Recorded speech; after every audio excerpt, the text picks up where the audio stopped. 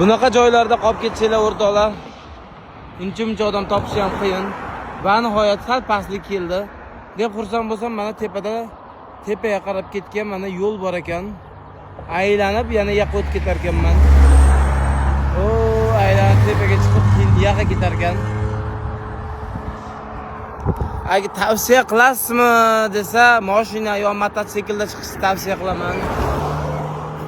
Meni o'rnimda boshqasi bo'lsa, davno qaytib boradi. Bunaqa issiq, bunaqa balandliklarda hammaga ham emas. Allohga tavakkal, men niyat qilganman. Oxirgacha boraman dedimmi, inshaalloh